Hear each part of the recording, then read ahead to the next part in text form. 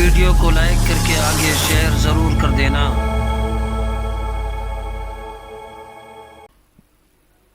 آج شب برات ہے، جس کو نصف شعبان کہا گیا ہے، 15ویں شعبان کہا جاتا ہے،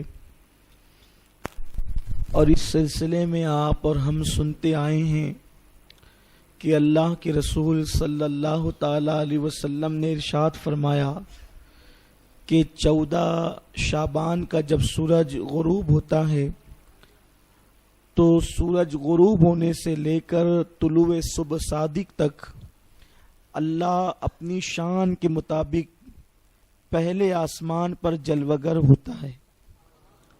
اللہ تعالیٰ آنے جانے سے پاک ہے، لیکن وہ نزول اجلال فرماتا ہے، تجلی فرماتا ہے۔ جیسا کہ اس کی شان ہے، وہ پہلے آسمان پر اپنی شان کے مطابق جلوگر ہوتا ہے، اور وہ اپنے بندوں سے کلام کرتے ہوئے فرماتا ہے، کون میرا بندہ ہے جو مجھ سے مغفرت طلب کرے تو میں اس کو مغفرت عطا کروں، کون میرا بندہ ہے جو مجھ سے روزی طلب کرے تو میں اس کو روزی عطا کروں، کون میرا بندہ پریشان حال ہے جو مجھ سے پریشانی سے نجات طلب کرے تو میں اس کو پریشانی سے نجات عطا کروں۔ رات بھر یہ سلسلہ جاری رہتا ہے، اور اللہ تبارک و تعالی آج کی رات بنو کلب کی بکریوں کے بالوں کی تعداد کے برابر اپنے بندوں کو جہنم سے آزاد فرماتا ہے اور ان کی مغفرت فرماتا ہے۔ یہ سلسلہ صبح تک چلتا ہے، لیکن اللہ کا شکر، اس نے ہمیں توفیق بخشی کہ ہم اس کے گھر میں جمع ہیں۔ اس وقت بھی بہت سارے ایسے مسلمان ہوں گے جو سو رہے ہوں گے، جو چوک چوراہوں پر وقت برباد کر رہے ہوں گے۔ آج اللہ نے ہمیں مانگنے کے لیے اپنی چوکھٹ پہ بلایا ہے، اور ہمیں یقین ہے کہ جب اللہ نے اپنے در پر مانگنے کے لیے بلایا ہے تو وہ ہمیں خالی نہیں لوٹائے گا۔ ہم اللہ کے در سے، کیونکہ مسجد میں اللہ کے تو کروڑوں بندے ہیں، صرف شہر مالیگاؤں کے اندر مسلمانوں کی تعداد لاکھوں میں ہے، لیکن ہر مسلمان اس وقت مسجد میں نہیں ہے، کچھ لوگ روڈ راستے پہ گھوم رہے ہیں۔ تو اللہ نے ہمیں بلایا ہے تو ہم اللہ کے گھر میں آئے ہیں اور مانگنے کے لیے آئے ہیں، اور آج بے پناہ ضرورت ہے کہ مسلمان اللہ کی رحمت کو طلب کرے، کیونکہ مسلمانوں کے خلاف اس وقت تو پوری دنیا کے اندر حالات بد سے بدتر ہو رہے ہیں۔ آپ کو معلوم ہوگا، ملک شام ہو یا یمن ہو، ملک شام کے حالات یہ ہیں کہ میں نے ان کی زندگی پڑھی، شام کے حالات انٹرنیٹ پر دیکھے تو پتہ چلا کہ ملک شام کے مسلمان اپنے بچوں کو گھوڑے کی گھاس کھلانے پہ مجبور ہو گئے۔ اس وقت ان کو روٹی کا بھی مسئلہ ہے، روٹی کے ٹکڑے کو وہ ترس رہے ہیں۔ یمن کے اندر حال یہ ہے کہ چند ہفتوں پہلے 90,000 مسلمان فاقہ کشی کا شکار تھے، فاقے کا شکار تھے۔ میرے پیارے آقا صلی اللہ علیہ وسلم کے پیارے دیوانوں، کشمیر کا حال یہ ہے کہ 4,000 مسلم نوجوانوں کی آنکھوں میں گولیاں مار کر ان کو اندھا کر دیا گیا۔ آپ سوچیں، اگر انسان کو ڈائریکٹ قتل کر دیا جائے تو وہ مر جاتا ہے تو گھر والوں کو صبر ہو جاتا ہے، لیکن اگر اس کی آنکھ میں گولی مار کے اندھا کر دیا جائے تو نہ اب وہ گھر والوں کے کام کر رہا، نہ وہ بیوی بچوں کے کام کر رہا، بلکہ اس کا حال کیا ہوگا؟ اب وہ اپنے گھر والوں پہ بوجھ بن جائے گا۔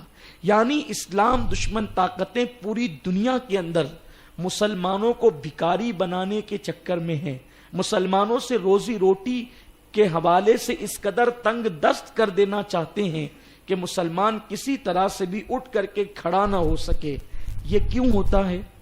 اللہ قرآن میں فرماتا ہے، وَمَا أَصَابَكُم مِّن مُّصِيبَةٍ فَبِمَا كَسَبَتْ أَيْدِيكُمْ، کہ تم پر جو بھی مصیبت آتی ہے وہ تمہارے برے عمل کے سبب سے آتی ہے۔ جب اللہ کی رحمت روٹ جاتی ہے تو مسلمان روٹی کے ٹکڑوں کو ترس جاتے ہیں. جب اللہ کی رحمت روٹ جاتی ہے تو مسلمانوں سے ان کا وقار چھین لیا جاتا ہے.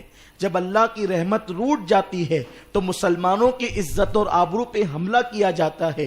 جب اللہ کی رحمت روٹ جاتی ہے تو عزت ذلت میں تبدیل ہو جاتی ہے. جب اللہ کی رحمت روٹ جاتی ہے تو بہار خزاں میں تبدیل ہو جاتی ہے. جب اللہ کی رحمت روٹ جاتی ہے تو خوشیاں غموں میں تبدیل ہو جاتی ہے. جب اللہ کی رحمت روٹ جاتی ہے تو دسترخوان کی بہاریں روٹ کر کے جو ہے وہ تنگ دستی اور فاقہ کشی کے اندر انسان کو مبتلا کر دیتی ہے. ایسے حالات کے اندر مسلمانوں کو دعوت فکر دی جاتی ہے کہ جب اللہ کی رحمت روٹ گئی ہے تو آؤ ہم کہاں جائیں, کس کے در پہ جائیں, کس کی چوکھٹ پر جائیں. کیا اللہ کے سوا کوئی اس جیسا کریم ہے, اس جیسا کوئی کرم کرنے والا ہے, اس جیسا کوئی رحم کرنے والا ہے؟ خدا کی عزت کی قسم, میرے اللہ سے بڑھ کر نہ دنیا میں کوئی رحم کرنے والا ہے, نہ کوئی کرم کرنے والا ہے. اللہ یہ شب برات, شب معراج, شب قدر کیوں عطا کرتا ہے؟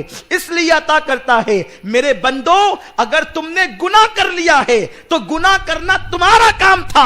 میں غفار ہوں, لو میں تمہیں شب برات دیتا ہوں تاکہ تم آ کر کے توبہ کر لو, میں تمہیں معاف کر دوں. میں تمہیں شب معراج دیتا ہوں, توبہ کر لو تاکہ میں تمہیں معاف کر دوں. میں تمہیں شب قدر دیتا ہوں, توبہ کر لو تاکہ میں تمہیں معاف کر دوں. اس لیے کہ خدا کی رحمت بہانے تلاش کرتی ہے, خدا کی رحمت بہانہ ڈھونڈتی ہے کہ میرا بندہ کسی طرح سے میری بارگاہ میں پلٹ کر آئے تو میں اس کے دن پلٹ دوں, میں اس کو بہاریں عطا کر دوں, میں اس کو خوشیاں عطا کر دوں. اور مسلمانوں یاد رکھو, ہمارے مسائل کا حل کسی سیاسی لیڈر کے دروازے پر نہیں, ہمارے مسائل کا حل اللہ اکبر کسی مالدار کی چوکھٹ پر نہیں, ہمارے مسائل کا حل کسی ایجوکیٹڈ کے پاس نہیں, ہمارے مسائل کا حل ہے تو اللہ کی چوکھٹ پر ہے. کل بھی مسلمان کے مسئلے کا حل اللہ کی چوکھٹ پر تھا اور آج بھی مسلمان کے مسئلے کا حل خدا کی چوکھٹ پر ہے.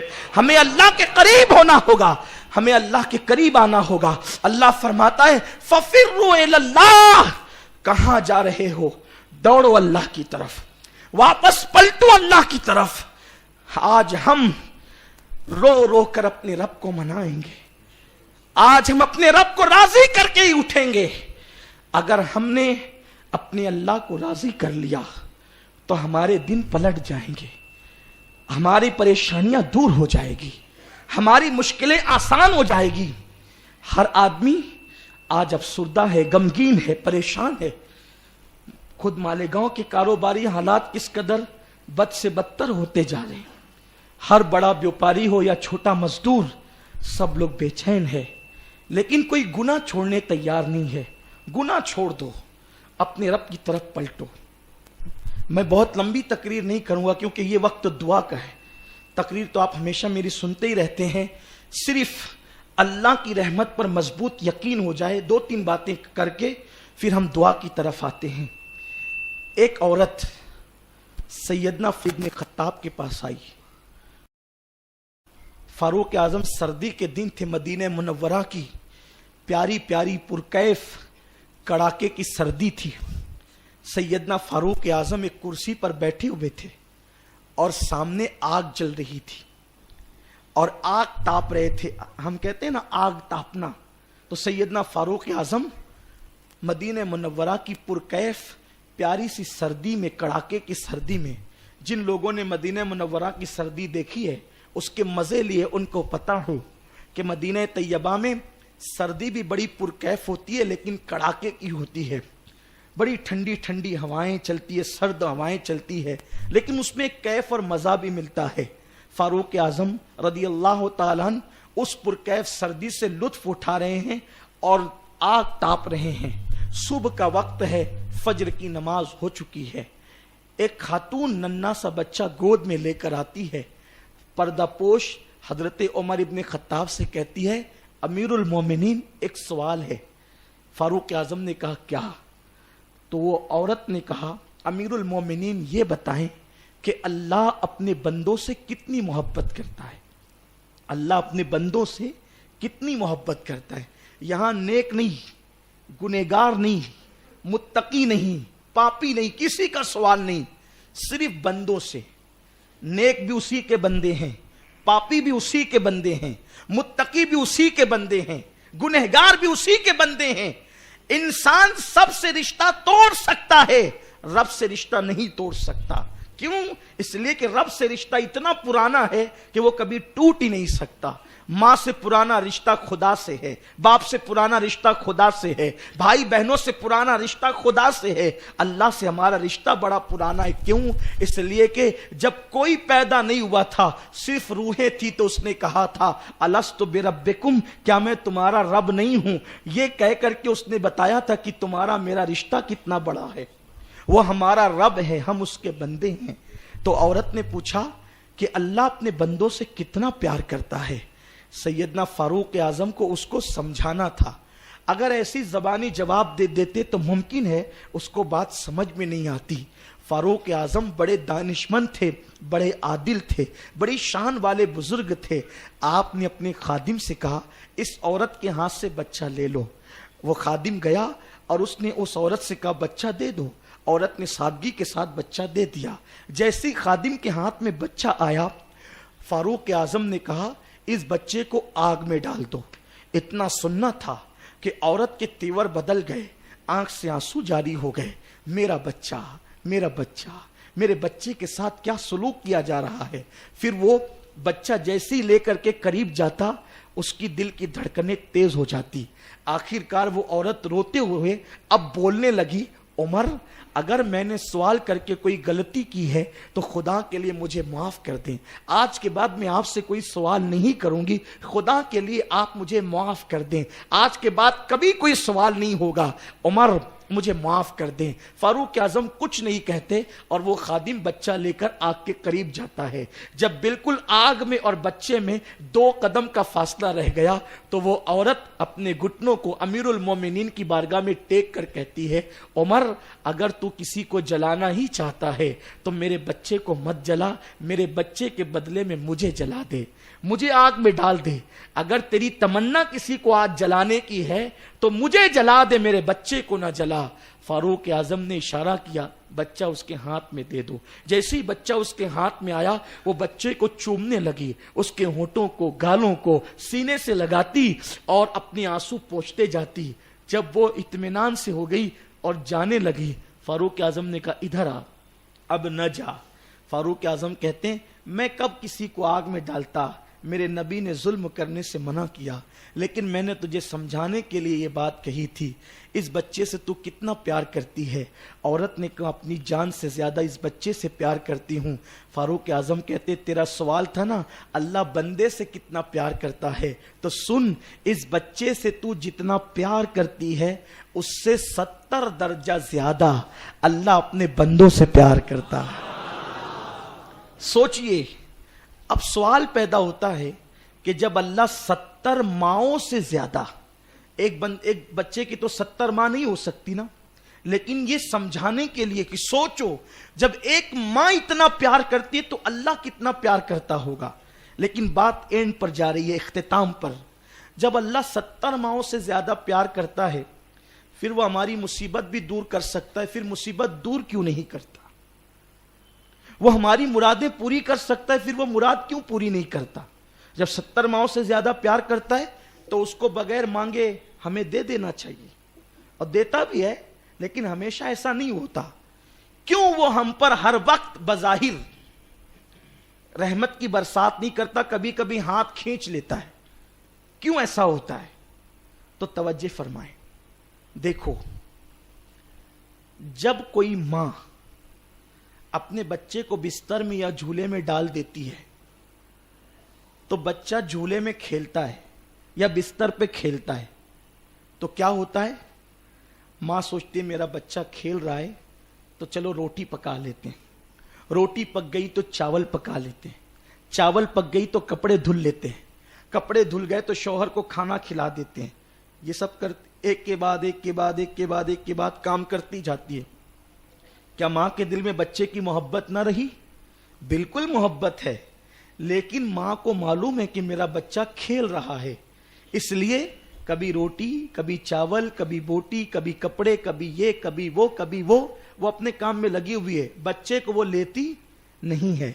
لیکن جس وقت بچہ رونے لگتا ہے، کھیلنا چھوڑ کر بچہ رونے لگتا ہے، تو کیا ہوتا ہے؟ ماں توے کی روٹی چھوڑ دیتی ہے، اب یہ روٹی رہے یا جل جائے اس سے کوئی دلچسپی نہیں، اور روٹی چھوڑ کر بھاگ کر آتی ہے میرا بچہ۔ ماں سینے سے بچے کو کب لگاتی ہے؟ کب؟